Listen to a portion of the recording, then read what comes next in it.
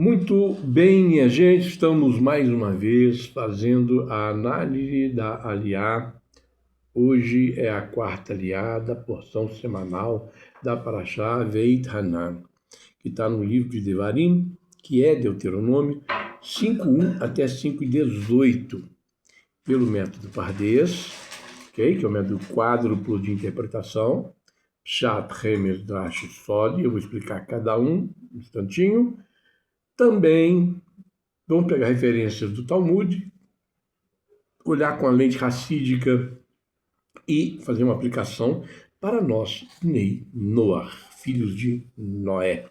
Nós estamos na véspera do Shabeav, que é o de jejum, onde se vê a destruição do primeiro e segundo templo. Nós estamos verificando aqui também que houve aqui as questões relacionadas a esse período que nós estamos estudando, né? Muito bem. Vai curtindo, compartilhando, porque nós vamos passar para a estudo de Torá, para muita gente ser alcançada. Então vai curtindo, vai compartilhando, e nós vamos chegar juntos a um entendimento comum. Muito obrigado.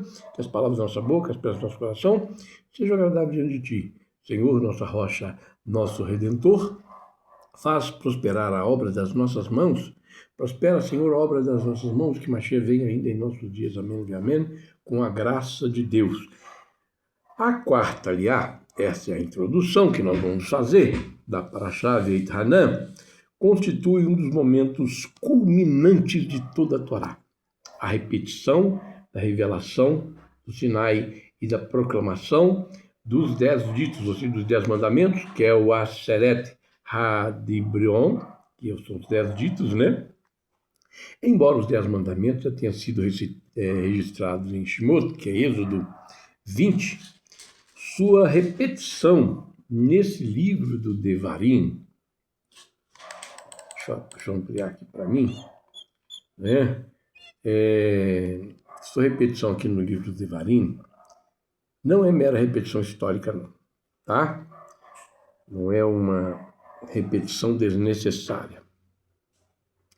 Moshe, prestes a deixar esse mundo, reapresenta a aliança sob uma perspectiva voltada para a nova geração que entrará em Eretz Israel. O que é Eretz Israel? Terra de Israel. Eretz, terra.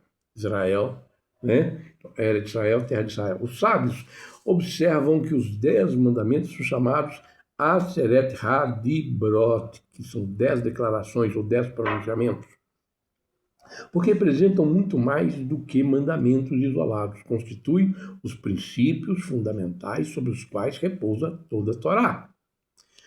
Para os Bnei Noach, para nós, filhos de Noé, embora os 10 mandamentos não pertençam à aliança sinaítica com Israel, nós não temos essa aliança sinaítica dos 10 mandamentos com Israel, muitos de seus princípios expressam os valores morais e universais já presentes nas 7 leis às quais nós nos submetemos e servem como fonte de ética e reverência ao Criador. Então, Moshe enfatiza que a aliança não pertence apenas à geração que saiu do Egito, mas também à geração presente, por extensão, a todas as gerações futuras. Não foi com nossos pais somente que o Eterno fez essa aliança, é o que está dizendo aqui o Eterno lá, mas conosco, todos os que hoje aqui estamos vivos, está em Devarim, que é Deuteronômio 5:3. Olha só que legal, né? Então, minha gente... Opa, o que não foi? Tchufi. Aí. Muito bem, embora os 10 mandamentos constituam o núcleo da aliança sinaítica com Israel, olha, porque vocês israelitas prestaram atenção, e fez essa aliança não somente com nossos pais, mas também conosco, que estamos todos vivos. Então, muitos de seus princípios expressam valores morais universais. Muitas das leis de muitos países são baseadas nos 10 pronunciamentos, com toda a humanidade e profundamente relacionados às 7 leis de Noé. Por isso que muitos deles estão nas muitas leis de muitos países. Moshe convoca todo o povo de Israel e relembra a aliança feita no Monte Sinai. Ele enfatiza que Deus falou face a face, panim ve panim, com a nação Israel, e passa a citar os 10 pronunciamentos, 10 mandamentos, estabelecendo os fundamentos da fé, da proibição da idolatria, do respeito ao Shabat, à família e aos direitos do próximo. Muito legal os 10 mandamentos, que é muito importante para nós vermos esses conceitos. Então nós vamos ver agora o sentido literal. O sentido literal é o Pshat. Vamos então ver o contexto histórico disso tudo. Moshe convoca todo o povo de Israel, relembra os 10 mandamentos, enfatiza que a aliança não foi apenas com os antepassados, mas também com a geração presente. O texto lista os mandamentos, exclusividade de Deus, proibição da idolatria, respeito ao nome divino, a guarda do Shabat, a honra dos pais, a proibição contra assassinato, adultério, roubo, falso testemunho e cobiça. Olha que legal. O Pshat, sentido literal, examina a estrutura dos mandamentos e a narrativa textual direta. Vamos dar uma olhadinha nisso? A convocação, 5, de 1 a 5. Moshe ordena que Israel ouça os estatutos.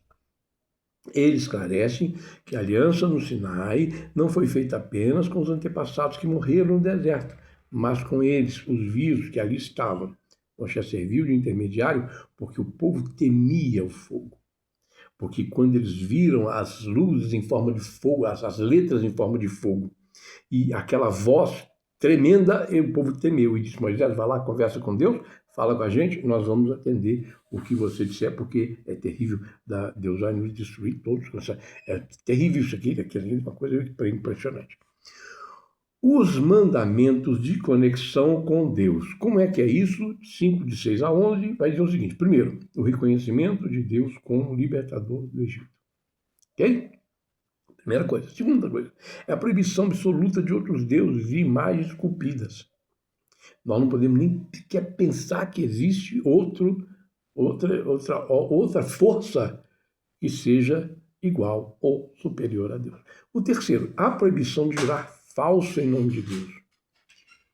A palavra do homem tem que ser papo reto. Tá bom? Papo reto. Não pode ter. Olha, como tem alguns aí que fazem, hoje fala, amanhã desfala, não pode ser assim. O Shabat, 5, de 12 a 15. A ordem para que o judeu guarde o Shabat, diferente de Êxodo, onde Shabat lembra a criação, aqui em Deuteronômio, ou seja, Devarim, a ênfase está na libertação da escravidão do Egito, garantindo descanso também aos servos e aos animais. Ok? Muito bem, então, minha gente. Deixa eu só colocar aqui.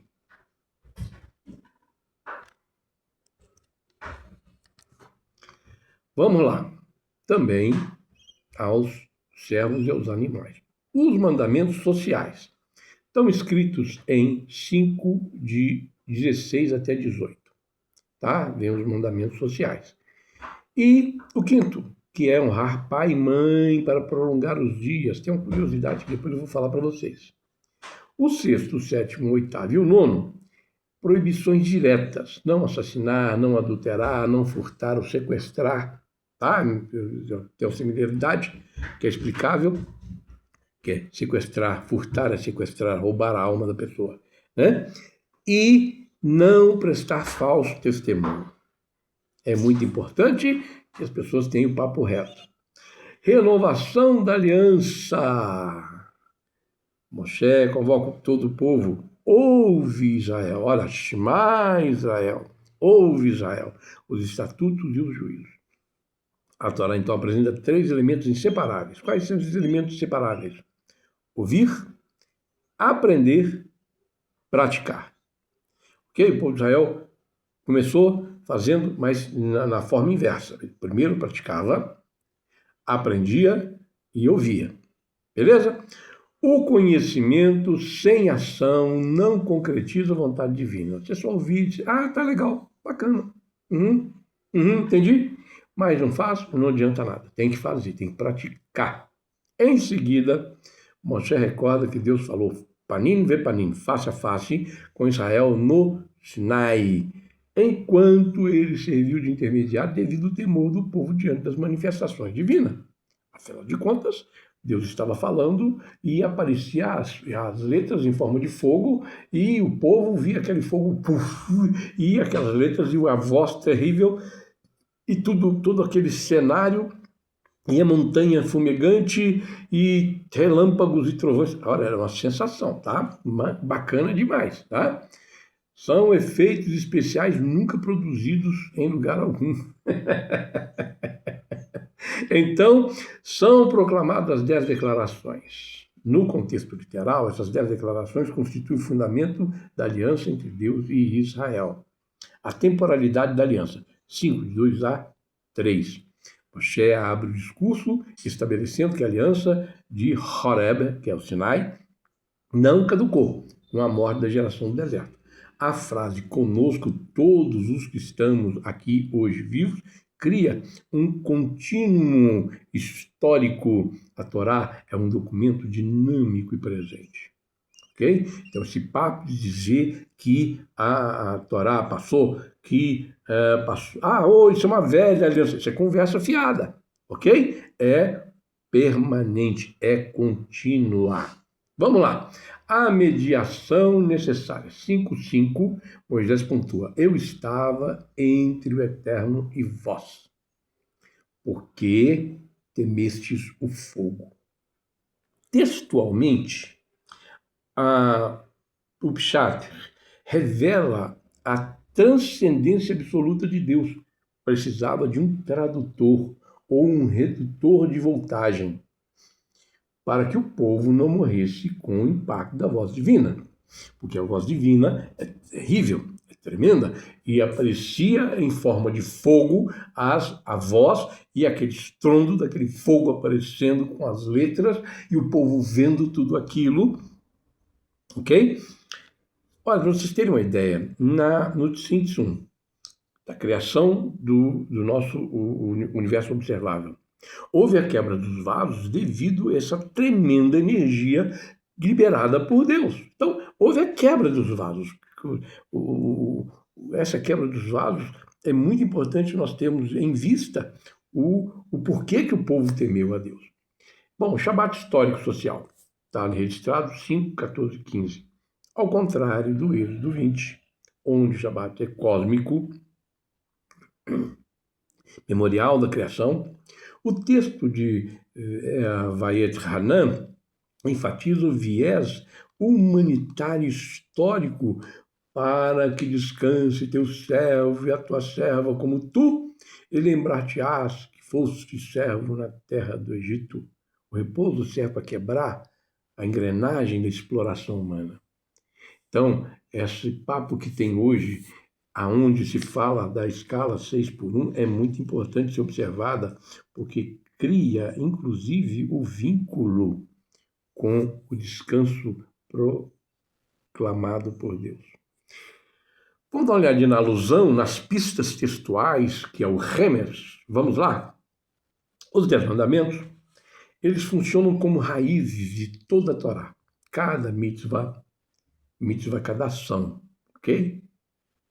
Remete a uma dimensão mais ampla. O Shabat alude ao equilíbrio entre o trabalho e a espiritualidade. Honrar os pais remete ao reconhecimento da origem e à gratidão por essa origem. Afinal de contas, você escolheu a sua mãe para entrar no ventre dela quando você ainda não estava encarnado, você ainda não tinha sua alma ainda não tinha entrado naquele corpo informe e você escolheu aquele ventre para ser a sua início da sua moradia, a sua exploração inicial do nosso planetinha. A proibição da cobiça aponta para a disciplina interior contra desejos desordenados. Ok? O homem é um receptor. Deus é o supremo doador, o homem é um receptor. Existem pessoas que têm um desejo de receber exacerbado, muito grande. Por isso ele disse para não cobiçar. É uma proibição para nós controlarmos o desejo de receber. Porque nós temos que ser imitadores de Deus. Nós temos que emular a Deus. Como é que nós fazemos isso? Sendo doadores, não só sendo receptores. Por isso nós temos que controlar a cobiça. O Remes foca nas variações textuais entre a versão e a versão essa versão agora e a versão do Êxodo 20. Primeiro, Zahor versus Shamor. Lembrar versus guardar. Em Shmot, que é Êxodo, diz: lembra-te, Zahor, do dia do Shabat. Ok? Aqui em Viet Hanan diz: guarda, Shamor, o Shabat. Guardar é Shamor. Lembrar é Zahor. Para nós, Bnei Noach, prevalece ainda o Zahor. Lembra. Nós lembramos o dia de Shabat, honramos o Shabat, mas não guardamos o Shabat, porque isso é uma aliança entre Israel e o povo de Israel. Entre Deus e Israel. Israel é complicado. O Remes e a tradição rabínica ensinam que Deus falou ambas as palavras em um único enunciado simultâneo. Algo impossível para a boca humana realizar, ou para o ouvido humano processar, fora do milagre divino. Por isso que é falado de duas formas. Ok? O acréscimo, para que te vá bem, 5,16, está aqui no Beit Hanan. Esse quinto mandamento, honrar os pais, ele tem esse acréscimo aqui no Vaet Hanan. Moshe adiciona a frase, para que te vá bem, que não constava nas primeiras tábuas, nas primeiras pedras, na primeira Sefirá, em Shemot, em Êxodo. Ok? O Remes indica que as primeiras tábuas, o pessoal fala tábua, mas não é tábua, são pedras de safira, Sefirá, ok? As primeiras pedras de safira seriam quebradas. Indica que as primeiras seriam quebradas. E aí eu dou uma pausa aqui, que é necessário entender por que as primeiras tábuas foram quebradas. Primeiras pedras, a primeira safira foi quebrada. Então, Moshe veio todo cheio de luminosidade, de bênção, de graça, de tal, pá. E aí ele chega e vê o povo se prostituindo, fazendo sacrifício para uma estátua de um bezerro, e tudo aquilo que aconteceu, ele quebrou a primeira safira. Ele julgou aquilo e quebrou. E aí ele teve que fazer outra. Por que é que ele quebrou? Isso é uma simbologia, é uma linguagem simbólica, ok? É uma linguagem simbólica. As tábuas foram quebradas porque o homem quebra o mandamento de Deus. Deus não quebra o mandamento, o homem que quebra. Só que, nessa primeira pedra de safira, não estava escrito para que te vá bem. Por que nessa primeira pedra de safira não está escrito para que te vá bem? Porque se quebrasse o que te vá bem, vivas, a longos dias, essa promessa seria quebrada e a pessoa não viveria, não teria longos dias, não iria bem. Tá? Então é por isso que na primeira não teria. Deus já sabia que o homem ia quebrar o mandamento. Como estava quebrando? Estava lá adorando o bezerro de ouro. Bom, o Remes indica que, então, se a promessa de ir bem estivesse nelas, o bem-estar do mundo teria sido quebrado junto. Então Deus ocultou essa promessa até a segunda versão para garantir estabilidade da bondade no mundo. Ok? É o resed, né? A bondade tem que ser colocada para equilibrar com a severidade. Os comentaristas observam que as 10 declarações dividem divide-se em duas pedras, em duas tábuas. A primeira da safira, ok? Ela está relacionada entre o vínculo entre Deus e o homem. Bacana? É a pedra que está na mão direita, ok? É a pedra que está na mão direita, que é a resede, que é a misericórdia, que é a bondade. É a fé, a exclusividade da adoração, a reverência do nome santo, a santificação do tempo e honrar os pais, parceiros de Deus na criação da vida. Bacana? Do lado da severidade, do lado da Gevurah, do lado esquerdo, estava a segunda pedra de safira, aonde relaciona-se o vínculo entre o homem e seu semelhante, a família, a vida, a propriedade, a justiça e a pureza dos desejos. Bacana? O Remes ensina que não existe espiritualidade verdadeira sem ética. Quem pretende amar a Deus enquanto despreza o próximo, rompe a unidade das duas pedras de safira, das duas tábuas. O pessoal fala tábua, coloca tábua, mas é pedra de safira. O Sinai interior, o Monte Sinai, simboliza o coração humano. Assim como Israel permaneceu diante da montanha para receber a Torá, cada pessoa deve preparar interiormente um espaço de humildade para receber a orientação divina. A gente está ficando até comprido, mas é necessário algumas pausas, algumas explicações como essas que eu acabei de passar. Perdão.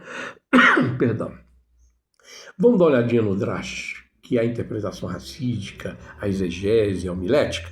Vamos lá. O Drash extrai as ramificações legais e morais discutidas pelos sábios. A presença de todas as almas, Talmud, Shabuot 39a. Ao comentar o versículo 5.3, não como nossos pais fez o Eterno essa aliança, não com nossos pais fez o Eterno essa aliança, mas conosco e todos os que estamos aqui hoje vivos. O Talmud ensina que todas as almas de todas as gerações futuras de Israel, inclusive os convertidos de todas as épocas, estavam espiritualmente presentes no Sinai, aceitando o compromisso. Beleza? E o significado? O significado de não furtar. Tá? Vamos lá? Está no Talmud, Sanhedrin 86a. O Drash talmúdico esclarece que não furtar do Decálogo refere especificamente ao roubo de pessoas, ao sequestro, um crime capital na lei bíblica. O roubo de propriedade e dinheiro é derivado de outro contexto, que está lá em Levítico, okay? 19, 11. Bacana? Daí Vaikra, né? Levítico é o livro de Vaikra. Bacana? Então tá.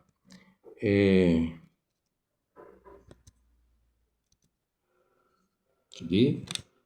Vaikra. Muito bem. Então vamos lá. A gente foi lá para cima, olha que legal. Ele foi lá para cima. Livro de Vaikra.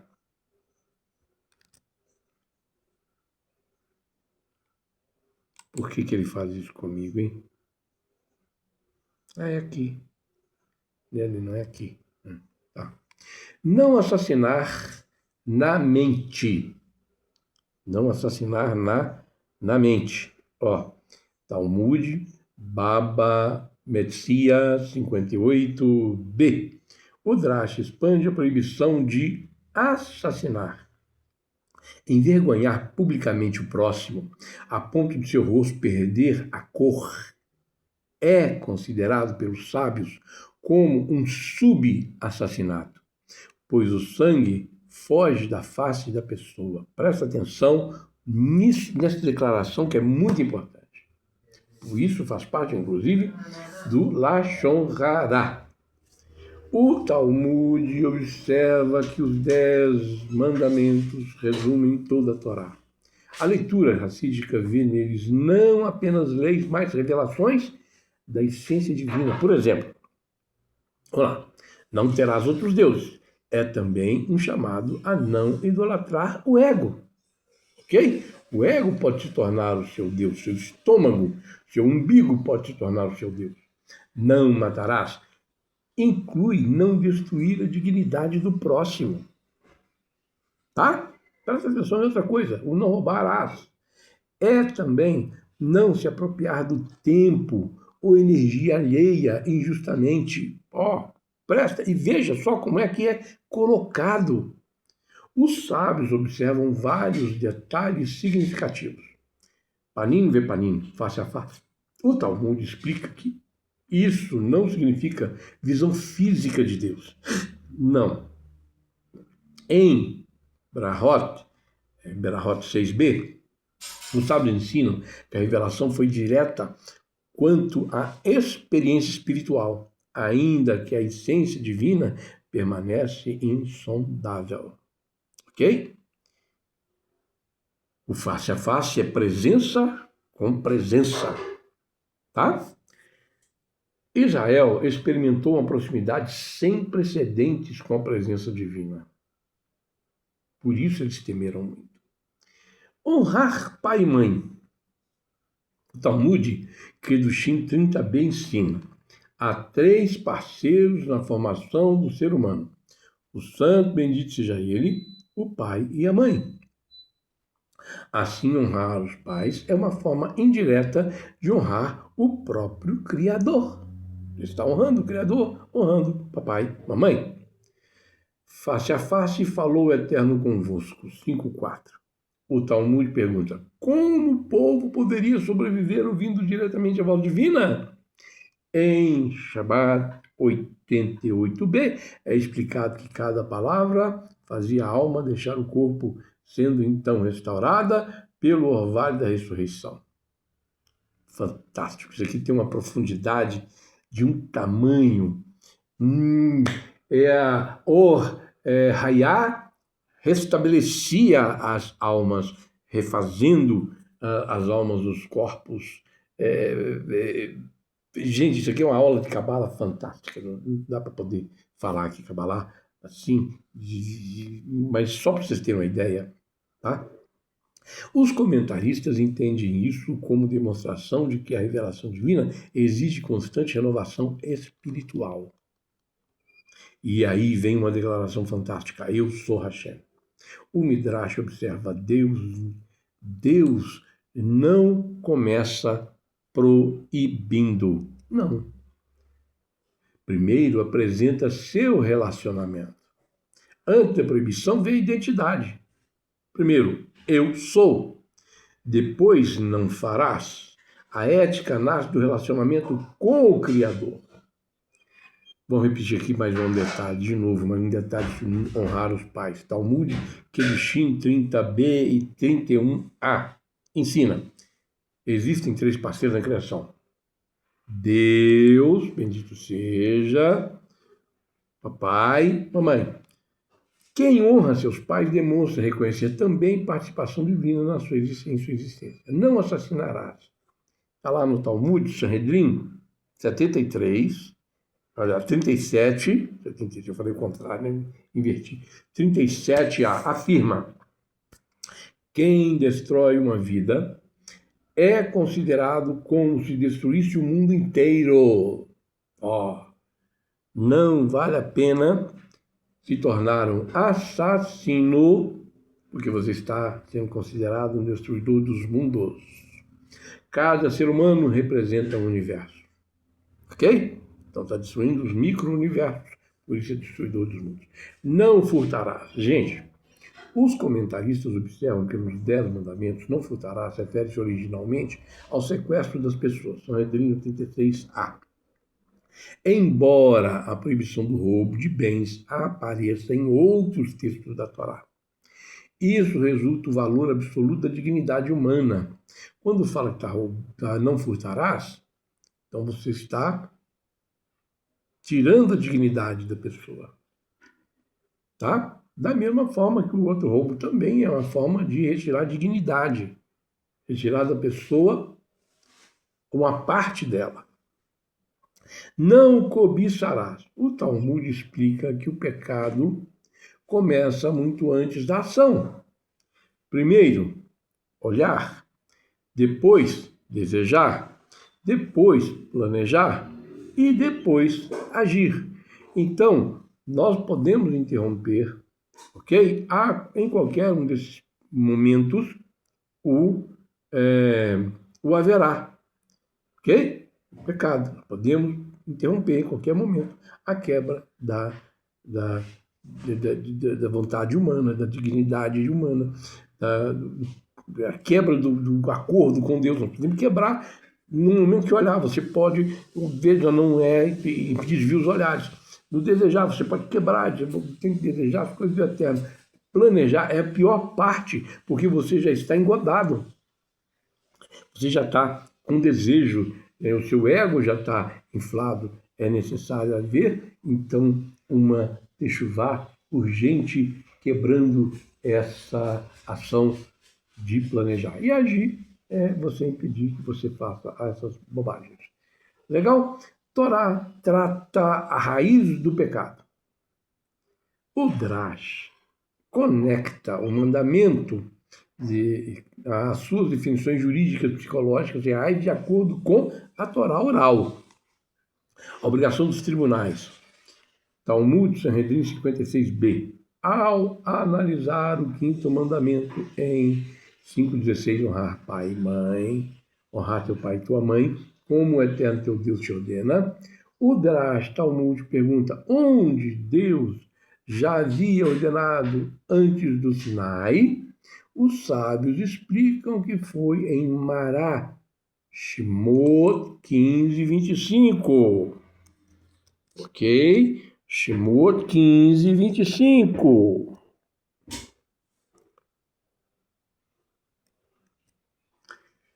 Onde Deus outorgou leis sociais e reforçou as obrigações que já faziam parte das leis de Noé.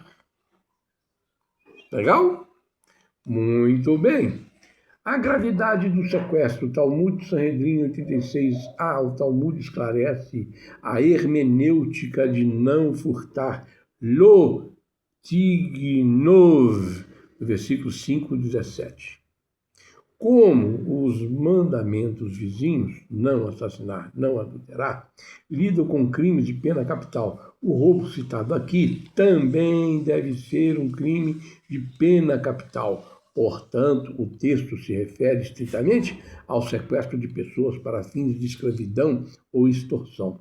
O roubo de propriedade é legislado em Vaikra, que é Levítico.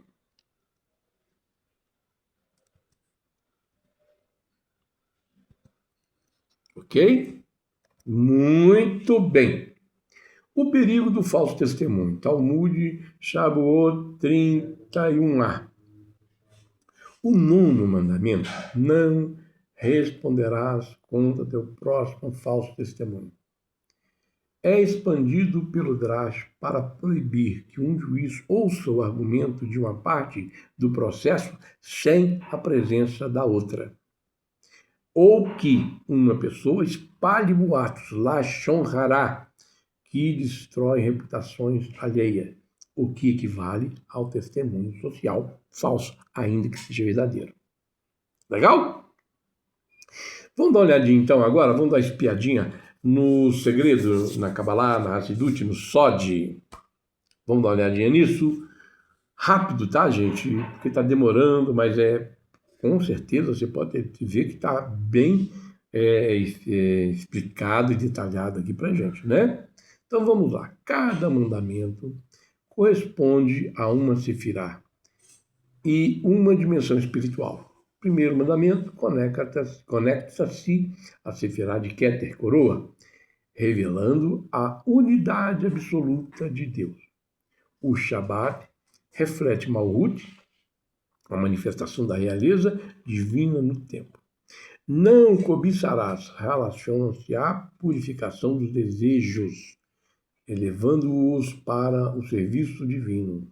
Então, o Sod internaliza os mandamentos, transformando o evento histórico em um mapa da psique humana e dos mundos espirituais. Eu sou, Anohi, como autoanulação.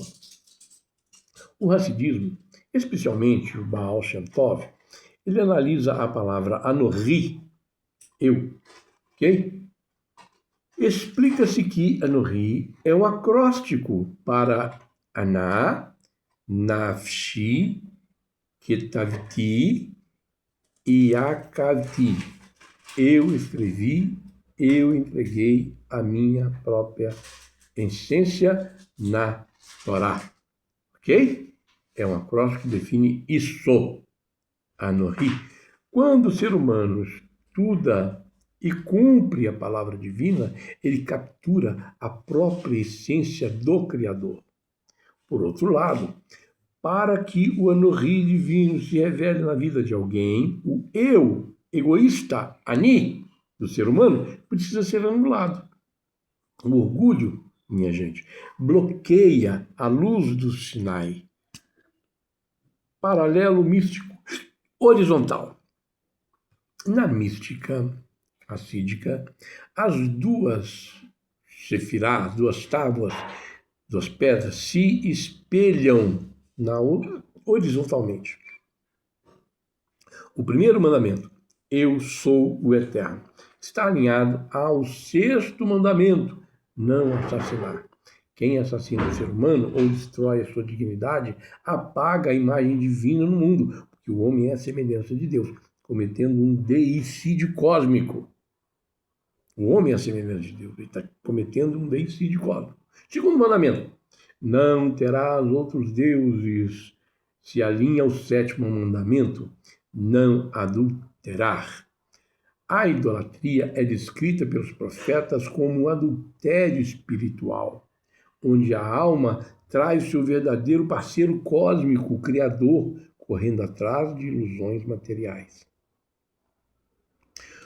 Segundo o Zohar, os 10 mandamentos não são apenas leis, são 10 canais pelos quais a luz divina flui ao mundo. Cada mandamento corresponde a uma sefirá. A associação tradicional é mandamento, eu sou Hashem. A sefirá, Keter. Não terás outros deuses, é o mandamento, não terás outros deuses, a sefirá, Chokhmah. O mandamento, não tomarás o nome em vão. Sefirá é a Biná. O mandamento, Shabat, a sefirá é Malhut. Honrar os pais, a sefirá é Tiferet. O mandamento, não matar, a sefirá é Gevurah. O mandamento, não adulterar, a sefirá é o Yesod. O mandamento, não furtarás, a sefirá é o Netzar. O mandamento não falso testemunho, a sefirá é Hod, e não cobiçarás, o mandamento, não cobiçarás, e a sefirá é o Malhut. Ok? Bacana? Netzat, Feret, Rezed. Bacana, então. Independente das diferentes tradições de correspondência, a ideia central permanece. Cada mandamento abre um canal específico de refinamento, ok? E de retificação no mundo.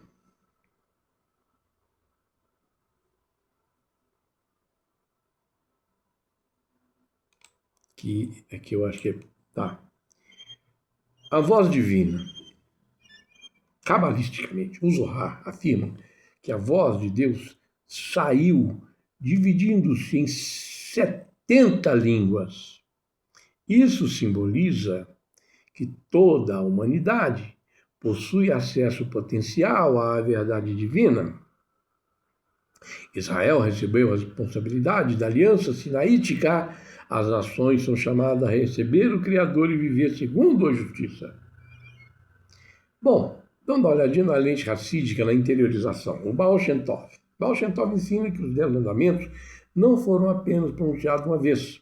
A energia espiritual do Sinai permanece acontecendo continuamente, um ato contínuo, um moto contínuo. Sempre que alguém aprende a Torá com sinceridade, ocorre um pequeno Sinai interior. O Alter Rebbe, o que ele nos diz? No Tânia, ele explica que cada mitzvah revela uma dimensão da vontade divina. Os 10 mandamentos representam 10 canais principais pelos quais a alma se conecta ao Ein Sof. O que nos diz o nosso Rebbe de Lubavitch, o Rebbe, o sábio da nossa geração. O Rebbe enfatiza que os 10 mandamentos não são apenas uma lista de proibições.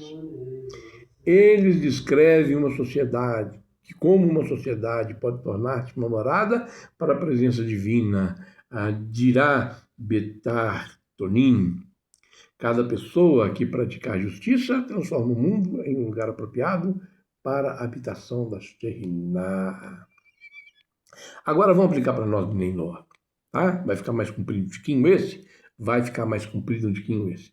Mas vamos lá que vai ficar legal. Para nós Bnei Noach, a quarta aliada serve como uma coluna vertebral da ética do monoteísmo universal, conectando-se ponto a ponto com o código Noahida. O primeiro, o monoteísmo intelectual e operacional. O mandamento não terás outros deuses diante de mim, não te encurvarás a elas, 5, 7 a 9, é a tradução exata do mandamento Noahida, proibição da idolatria. Para o Bnei Noach, para o Ben Noach, esse texto exige um compromisso ativo, remover de seu coração a crença em intermediários celestes, santos, astros, anjos, ou na autoadoração do ego. O Criador governa a história diretamente. Legal? A preservação do tecido social humano. Os mandamentos da segunda tábua, não assassinar, não adulterar, não furtar, são pilares idênticos aos do Código Universal de Noé. Proibição do assassinato, proteção à santidade da vida, inclinação à proibição do aborto ilícito e da eutanásia forçada. A proibição das relações ilícitas do adultério, defesa da estrutura familiar, o Ben Noach, o filho de Noé, entende que a fidelidade conjugal é a base da estabilidade psicológica das próximas gerações. E também é a base para não se cometer imoralidades sexuais. A proibição do roubo, o respeito absoluto aos bens alheios e aos direitos comerciais são muito importantes para uma justiça ser bem estabelecida. Muito bem. Então, nós vemos aqui mais outra coisa, tem mais outra. A criação de sistemas jurídicos confiáveis. A proibição de não dar falso testemunho, 5:18, dialoga diretamente com o mandamento do Noahida estabelecer tribunais de justiça. Uma sociedade justa não sobrevive se o perjúrio, a mentira jurídica, a manipulação de evidências, o suborno forem tolerados. Isso não pode permanecer na sociedade aonde o Ben Noach vai concordar ou vai discordar. Ele tem que ter uma vida proba. O Ben Noach, o filho de Noé, tem o dever de promover a verdade factual e a integridade nos tribunais da sua nação. Muito bem. O quarto aprendizado é o significado oculto de não cobiçar para a humanidade. Embora o 10º mandamento, não cobiçarás a mulher do teu próximo, nem em seu campo, etc. e tal, pareça uma lei puramente interna, o racidismo ensina que a cobiça é a raiz geradora do roubo e do assassinato. O filho de Noé, o Ben Noach, aplica isso exercitando a gratidão e o contentamento com o que Deus lhe deu. Eu tenho tudo quanto o Eterno quis me dar. Entender que o sustento e os bens de cada pessoa são determinados individualmente pelo Criador elimina a inveja social e pacifica o mundo. Tem direito a querer alguma coisa a mais? Claro que você tem. É a conquista, é pelo mérito. Ok? Você vai batalhar para isso, vai entender os caminhos, ok? E quando há uma injustiça, os governos costumam fazer os caminhos para que a sociedade encontre uma justiça social. Embora os 10 mandamentos estejam dados a Israel, há princípios universais que se aplicam aos filhos de Noar. Vamos dar uma olhadinha nisso? Monoteísmo, reconhecer a unidade de Deus. Ok? Hashem Errad. Respeito à vida e à dignidade humana, não matar, não roubar, não adulterar. Ética da palavra, não dar falso testemunho. Disciplina interior, controlar desejo, não cobiçar. Honra e gratidão, valorizar pais e ancestrais, aplicável como um princípio universal. Embora os Bnei Noah não estejam obrigados a observar todos os mandamentos específicos dados a Israel, como o Shabat, em sua forma de sinal da aliança, essa passagem contém princípios universais que iluminam as 7 leis de Noé. O reconhecimento do Deus único. Eu sou Anohir, eu sou Hashem. Toda a ética começa reconhecendo um único Criador. Esta é a base da proibição da idolatria. Santidade do nome. A reverência do nome divino inspira a proibição da blasfêmia e promove uma linguagem de respeito, verdade e responsabilidade. Honrar pai e mãe, embora não componha formalmente as 7 leis, a tradição rabínica considera honrar pai como virtude altamente recomendada para os filhos de Noé, por fornecer a transmissão da moral e da gratidão. O não assassinar. A vida humana é a imagem de Deus. Então, toda pessoa possui dignidade absoluta. Então, não assassinar, você não está matando a deidade pequena, que é o homem. Não roubar. A honestidade econômica constitui um dos pilares da civilização. Sem confiança, não existe sociedade estável. Veja o que está acontecendo no mundo de hoje. Não ao falso testemunho. O filho de Noé, os Bnei Noah, são chamados a promover justiça, tribunais íntegros de Nino. A verdade é fundamento indispensável para qualquer sistema judicial. Ok? Qualquer forma de mentira é mentira. Não cobiçar. Mesmo quando não há uma proibição formal equivalente nas 7 leis, dominar os desejos desordenados previne muitos pecados. A transformação moral começa no coração. E a conexão com as 7 leis de Noé. Os 10 mandamentos e a conexão com as 7 leis. Dos 10 mandamentos, eu sou Hashem. Relação às 7 leis, reconhecimento do Criador. Não terás outros deuses. Proibição da idolatria nas 7 leis. Nos 10 mandamentos, não tomarás o nome em vão. Na lei de Noé, proibição à blasfêmia. Nos 10 mandamentos, honrar pai e mãe. Na relação com as 7 leis, formação moral, respeito à autoridade. Os 10 mandamentos, não matar. A relação às 7 leis, proibição do homicídio. Não adulterar. Nos 7 leis, a proibição das relações ilícitas. Os 10 mandamentos, não furtar, nas 7 leis, é a proibição do roubo. Os 10 mandamentos, não falso testemunho, nas relações com as 7 leis, fortalecer os tribunais de justiça de Nino.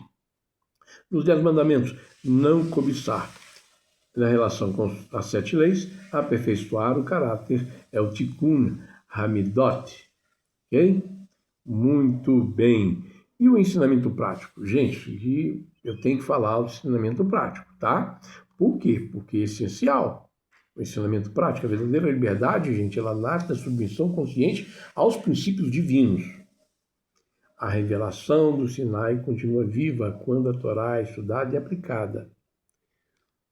A santidade manifesta-se tanto nas decisões quanto nos pequenos atos cotidianos. A transformação da sociedade começa pela transformação do coração. A justiça interior depende da integridade interior. Os Bnei Noah participam da missão universal de estabelecer um mundo fundamentado na justiça, na reverência ao Criador e na dignidade humana. Conclusão disso tudo, a quarta Aliá de Viet Hanan reafirma que o Sinai não foi apenas um acontecimento histórico, longínquo, mas um chamado permanente à responsabilidade espiritual. Pelo Pshat, nós ouvimos a renovação da aliança dos 10 mandamentos. Pelo Remias, nós percebemos nossa ligação com a própria estrutura da criação. Pelo Drash, nós aprendemos com os ensinamentos do Talmud de que cada mandamento molda o caráter e a vida comunitária. E pelo Sod, nós contemplamos os 10 mandamentos como canais de luz divina que sustentam o universo. E sob a lente racídica, o Sinai renova-se sempre que uma pessoa acolhe a vontade de Deus, com alegria e sinceridade. Para nós, Bnei Noah, essa aliança reafirma a fidelidade ao Deus único, a promoção de justiça, santidade de vida, honestidade e o domínio dos desejos que constituem a participação das nações na obra do Tikkun Olam, do conserto do mundo, a edificação do mundo.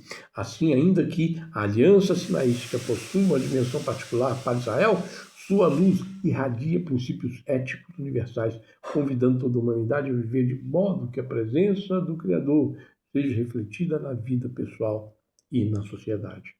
Em resumo, essa aliança mostra que a aliança é viva e presente, e que os 10 mandamentos são não apenas leis, mas janelas para compreender a essência da relação entre Deus e a humanidade. Muito obrigado, minha gente, por ter estado comigo até agora. E aí, você está gostando de como é que nós estamos passando esses ensinamentos? E em breve, eles vão se tornar um livro escrito, impresso, para que você tenha guardado isso, impresso e possa fazer consulta. O que você acha? Que é a sua opinião? Fala para mim, escreva, nós vamos estar aqui prestando atenção, respondendo, acompanhando, ok? E caso você deseje apoiar, tem o Pix na descrição do vídeo, legal? Tem aí a forma de contribuição, que é o Pix. Para quem está fora do país, nós temos também o código SWIFT, tá? Via SWIFT, código SWIFT que tem aí o número da conta e os dados bancários do banco parceiro, legal? E você vai colocar mensagem assim, apoio o projeto do livro de divulgação do ensino de Torá. Legal? Quando o livro estiver pronto, ou quase ficando pronto, eu vou te passar um desconto especial. E nós vamos sortear também para aqueles que escreveram, né? Um livro. Bacana? Beleza, então? Muito bem, muito obrigado. Você esteve comigo até agora. Que você seja abençoado plenamente, que nós possamos ter proveito em tudo, que o Eterno seja a nossa luz. Com a graça de Deus, eu me despeço de todos vocês, desejando todos os bons decretos. Muito obrigado, até tá, tudo de bom.